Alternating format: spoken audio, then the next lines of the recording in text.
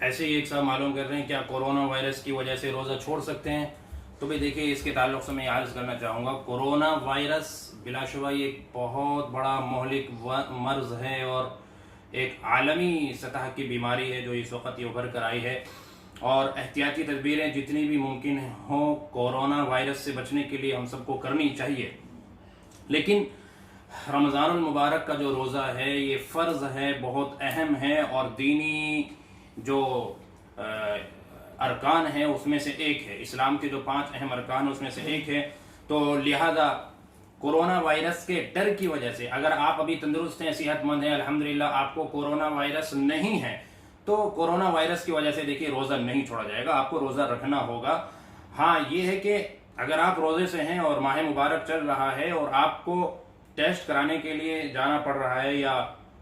لے جا رہے ہیں لوگ آپ کو آپ کا چیک اپ کرانے کے لیے، اور اس دوران آپ کا چیک اپ ہوتا ہے اور حلق کے اندر کوئی چیز ڈالی جاتی ہے، کوئی دوائی وغیرہ، اور وہ پیٹ میں چلی جاتی ہے، تو بلا شبہ آپ کا روزہ ٹوٹ جائے گا اور اس روزے کی قضا آپ کو رکھنی ہوگی۔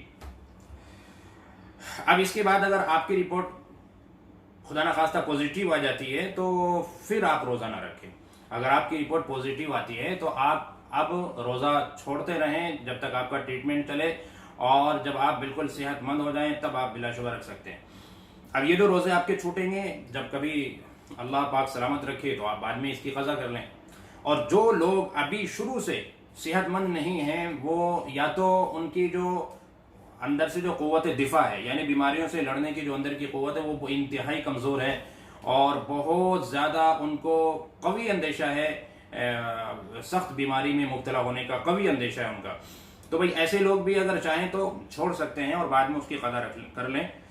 لیکن جو لوگ تندرست ہیں وہ تو بالکل ہرگز نہ چھوڑیں۔ روزے کی اہمیت کو سمجھیں، یہ ماہ مبارک کا روزہ ہے۔ آپ صلی اللہ علیہ وسلم نے فرمایا کہ اگر کسی نے جان بوجھ کر ایک روزہ قضا کر دیا، چھوڑ دیا، یعنی ایک روزہ چھوڑ دیا، تو زندگی بھر اس کی قضا کرتا رہے پھر بھی اس کا ثواب، جو اجر رمضان کے ماہ مبارک میں آپ کو ملتا، وہ اجر آپ کو پھر کبھی نہیں مل پائے گا۔ تو بہرحال میں مشورہ یہی دوں گا، جو لوگ بیمار ہیں، جو پوزیٹیو ہیں، جو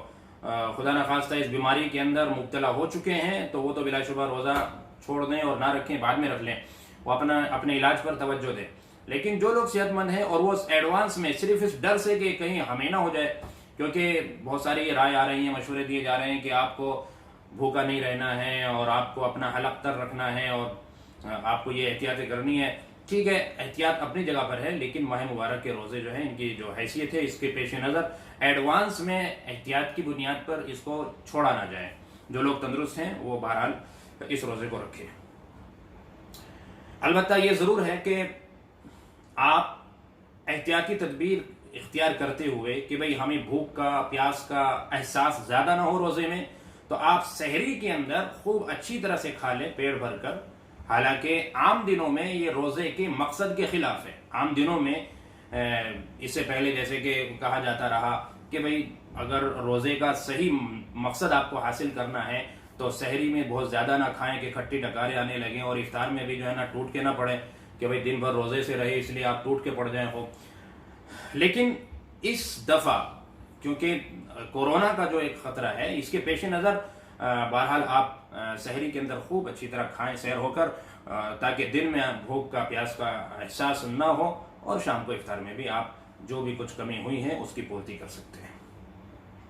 ایسے ایک صاحب معلوم کر رہے ہیں کہ سحری اور افطار کا وقت کس طرح سے معلوم کریں، تو بھئی سمپل سی بات ہے، آپ جو ٹائم ٹیبل رمضان المبارک کا چل رہا ہے وہ اپنے پاس رکھیں۔ واٹس ایپ کا زمانہ ہے، سوشل میڈیا کا زمانہ ہے، تو واٹس ایپ پر جو ہے نا بہت سارے ٹائم ٹیبل وائرل ہو رہے ہیں، لیکن اس کا خیال رہے کہ آپ جس اسٹیٹ میں ہیں، آپ جس صوبے میں ہیں، وہیں کا وہ ٹائم ٹیبل ہونا چاہیے تیار کیا ہوا۔ میں نے دیکھا ہے دہلی کے اندر کچھ ٹائم ٹیبل حیدرآباد کے اور دوسرے اسٹیٹس کے تیار ہو کر آئے ہیں واٹس ایپ کے ذریعے سے، اور لوگوں نے ان کو سنبھال کے رکھا ہوا ہے، اس کو شیئر کر رہے ہیں کہ تاکہ اس کے مطابق افطار اور سحری کریں، لیکن ٹائم کے اندر کافی فرق ہے، بہت زیادہ ٹائم کے اندر فرق ہے۔ اب دہلی کے اندر فی الحال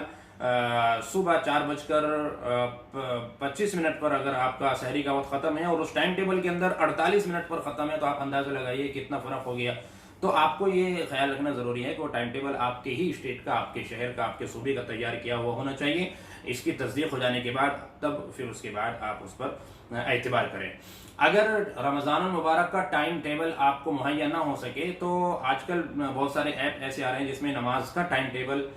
سورج غروب کا، صبح صادق کا، اس کے اندر وقت اپڈیٹ ہوتا رہتا ہے آٹومیٹکلی روزانہ. تو وہ ایپ آپ ڈاؤن لوڈ کر لیں اور ختم سحری، چونکہ روزے کا سحری کا جو تعلق ہے وہ صبح صادق سے ہے، اذان سے نہیں ہے. بہت ساری جگہ پر دیکھا گیا ہے کہ اذان تک لوگ کھاتے رہتے ہیں، اذان تک کھاتے رہیں گے تو بھائی روزہ نہیں ہوگا، چونکہ صبح صادق پر ٹائم ختم ہو جاتا ہے. تو جو نماز کا ٹائم ٹیبل ہے، اس کا جو ایپ ہے، اس میں آپ دیکھیں کہ نماز آج صبح صادق کا کیا وقت ہے، اس سے 3-4 منٹ پہلے، 5 منٹ پہلے آپ ختم کر دیں سحری، یعنی کھانے پہ روک لگا دیں. اور ایسے ہی شام کو یہ دیکھیں آپ غروب آفتاب کس وقت ہے، تو غروب آفتاب کے 2-3 منٹ کے بعد آپ بہرحال روزہ افطار کر لیں. دوسرا یہ کہ بھئی روزہ کس پر فرض ہے، ایک صاحب یہ پوچھ رہے ہیں. تو بھئی دیکھیے، روزہ ہر عاقل بالغ آزاد مسلمان مرد عورت پر، ہر عاقل بالغ مسلمان مرد عورت مقیم صحت مند تندرست پر ہے. اگر کوئی بیمار ہے تو بیماری میں روزہ معاف ہے، آپ بعد میں رکھ لیں. کوئی شرعی مسافر ہے تو مسافر سفر کی حالت میں روزہ نہ رکھیں، آپ آئندہ رکھ لیں. اور اسی طریقے سے جو نابالغ ہے تو نابالغوں پر بھی بہرحال روزہ فرض نہیں ہے. اب دوسری بات یہ ہے کہ بالغ کب ہوتے ہیں، تو بھئی بالغ ہونے کی جو عمر ہے لڑکے کی لڑکی کی دونوں کی الگ الگ ہے. لڑکے کی عمر منیمم 12 سال، یعنی 12 سال کا لڑکا ہو گیا، اس کے بعد کبھی بھی اگر اس کو نہانے کی حاجت شروع ہو جاتی ہے جو کہ بالغ ہونے کی علامت ہے تو وہ بالغ ہو جائے گا. لیکن بچہ 15 سال کا ہو گیا اور ابھی اس کو نہانے کی حاجت شروع نہیں ہوئی، بالغ ہونے کی علامت ظاہر نہیں ہوئی، تو 15 سال کا ہونے پر وہ بالغ ہی شمار ہوگا اور روزے نماز کے احکامات اس کے اوپر لاگو ہو جائیں گے. ایسے ہی لڑکی 9 سال کی ہو گئی، 9 سال کی ہو جانے کے بعد اگر اس کو بالغہ ہونے کے